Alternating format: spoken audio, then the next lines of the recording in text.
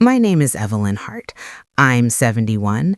I live in a cottage-style house on Waverly Street in Palo Alto that I bought in 1983 for $178,000 and is now worth roughly $9 million. And until 6 months ago, I thought the most painful thing in the world was burying my husband. I was wrong. The most painful thing is discovering your only child thinks you're already dead. He's just waiting for the paperwork. It started with the single Instagram post. I was drinking my morning Peets on the back patio when the photo loaded. My son Connor, in a cream linen suit, his new wife Madison in a $28,000 Vera Wang that I had paid for, thinking it was for the wedding we would all plan together, standing under an oak tree dripping with fairy lights at a private vineyard in St. Helena. Caption, just the VIPs. 09-14-2025, hashtag Mr. and Mrs. Hart, only love. The VIPs were Madison's parents, her two brothers, three influencers I recognized from her feed, and the golden retriever they borrowed for aesthetic. I scrolled. No me. Not even a corner of a shoulder. I refreshed. Still nothing. I called Connor. It rang twice and went to voicemail. I texted, "Did you get married yesterday?" 3 dots appeared, vanished, appeared again. Finally, "Yeah, Mom, we decided to keep it tiny. Didn't want to stress you out with planning. We'll do a big party later." I stared at the screen until it dimmed. Stress me out. The same woman who had Venmoed them $12,000 a month for the last 41 months so they could focus on their passions while living in a 5-bedroom Craftsman in Los Altos that I also paid for. I closed Instagram, opened my banking app, and looked at the scheduled transfers labeled Connor and Maddie, rent and living. 41 months times $12,000 equals $492,000 and change. That didn't include the Teslas, the Pelotons, the $22,000 Bermuda honeymoon I thought was still in the future, the $22,000 engagement content photo shoot in Joshua Tree. I did the math on the back of an envelope the way my husband Alan used to when he was still alive and running the chip design startup that eventually sold to Intel for $18 million in 2012. Total bled $1,420,000 and change. All from the trust he had left me so you never have to worry, Ev. I started planning by 1. Step 1, hire the meanest trusts and estates attorney in San Francisco. Her name is Regina Cho. Former federal prosecutor, wears only black or charcoal, has a resting face that could freeze the Pacific. I met her at her 42nd floor office overlooking the Bay Bridge. She listened to the whole sordid tale without blinking, then slid a box of tissues across the table anyway. "Mrs. Hart," she said, "you have what we call a revocable living trust with a very lazy successor trustee clause. Your son is first in line when you die or become incapacitated. We're going to fix that today." Today? Today.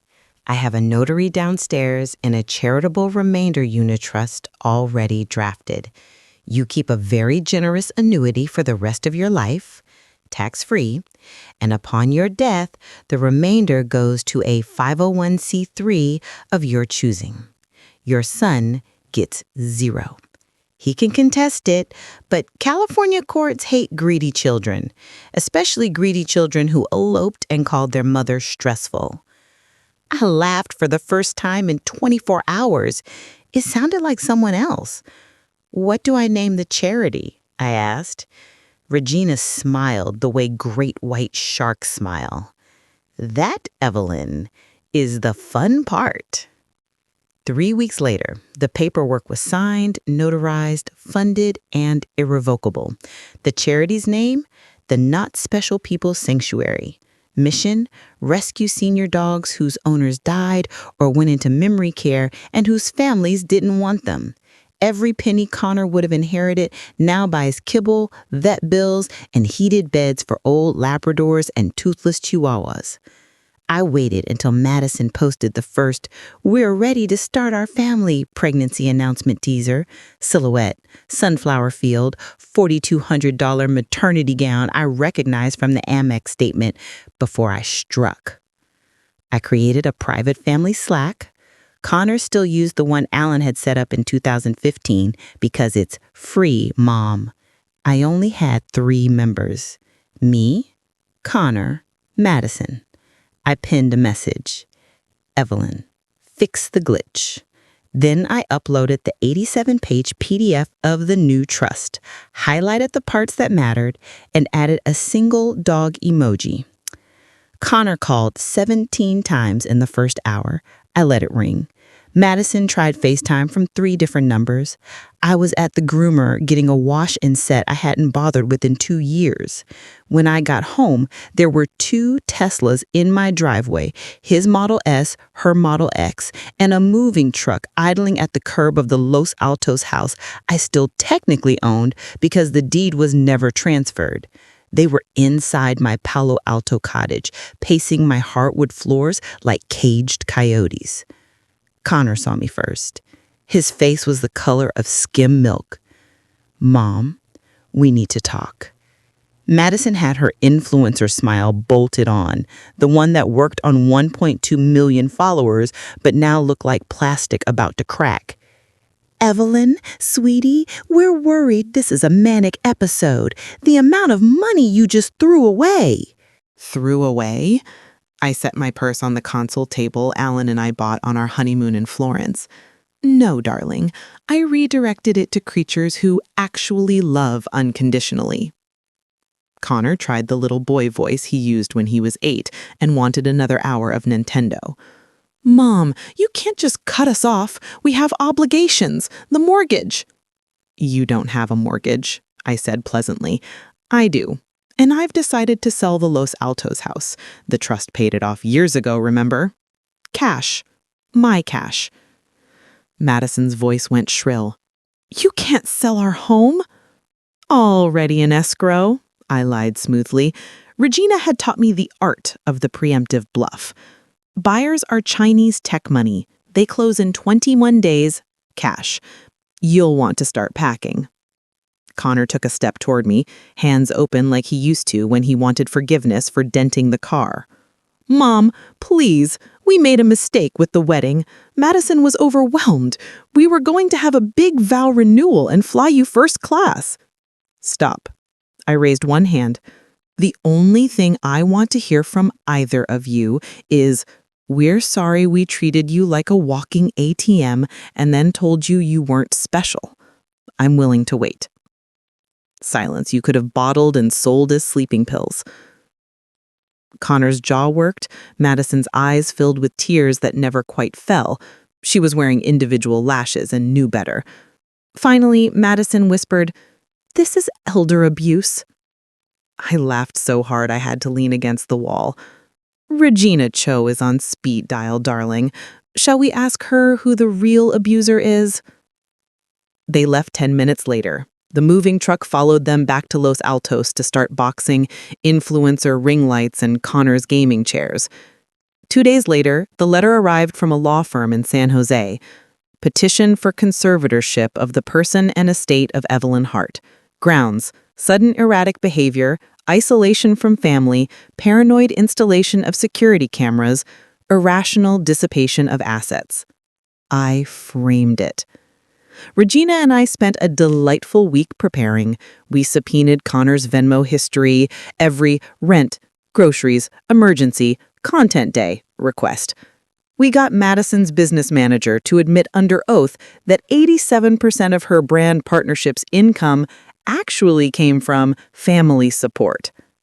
We hired a forensic accountant who turned my American Express statements into a 400-page coffee table book titled How to Raise Ungrateful Children.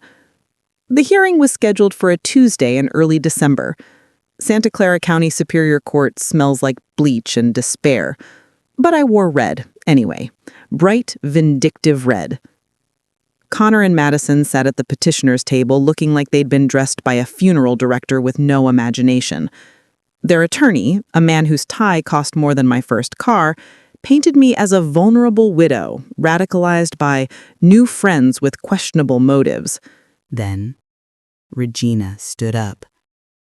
She called the director of the Not Special People Sanctuary, a woman named Teresa, who brought slides of senior dogs sleeping on orthopedic beds paid for by my trust.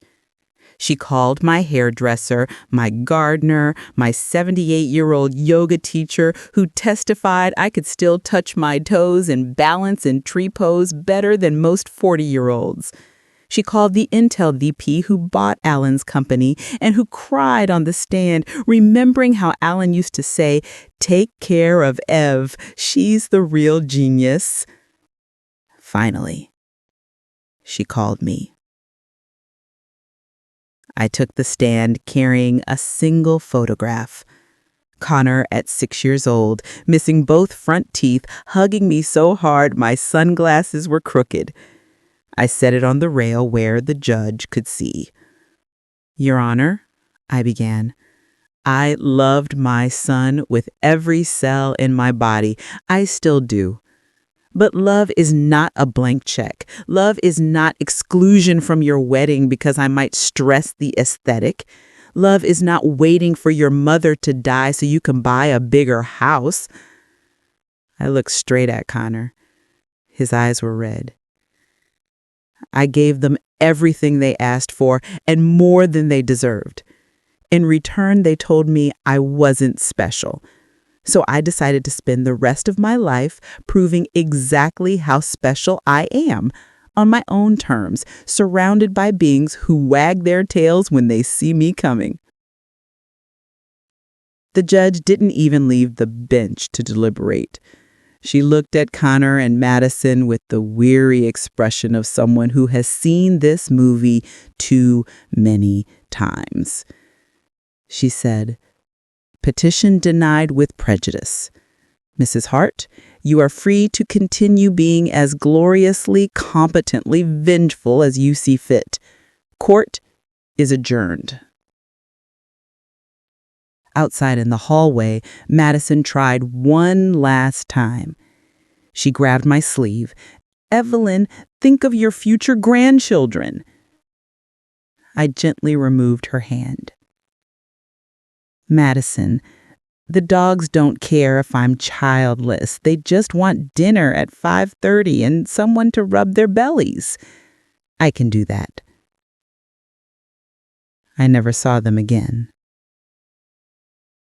6 months later, the Los Altos house sold for $6.8 million.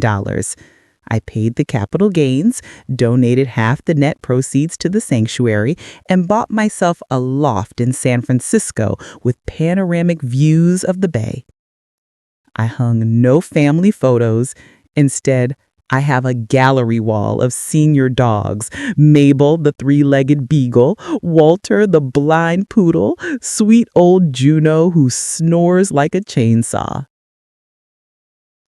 Every morning, I wake up to the sound of the city and the soft click of 15 gray muzzles waiting for breakfast.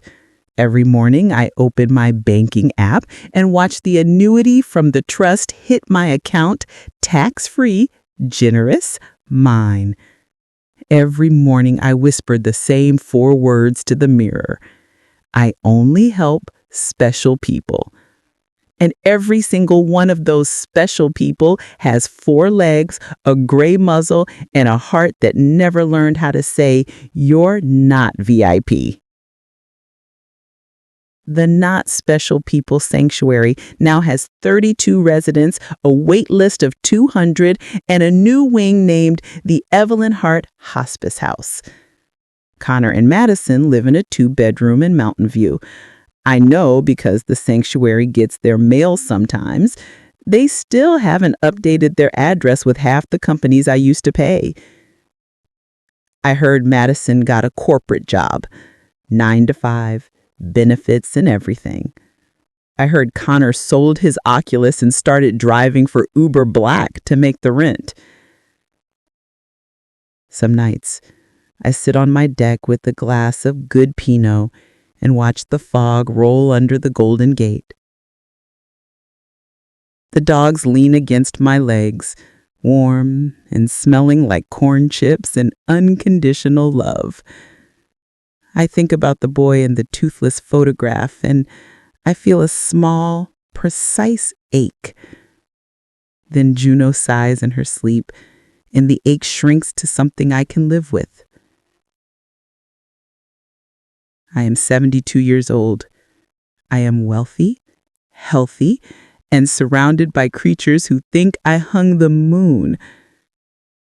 I have learned the final glittering truth my husband tried to teach me all those years ago. Money can't buy love, but it can buy a whole lot of senior dog food. And that, my friends, is more than enough.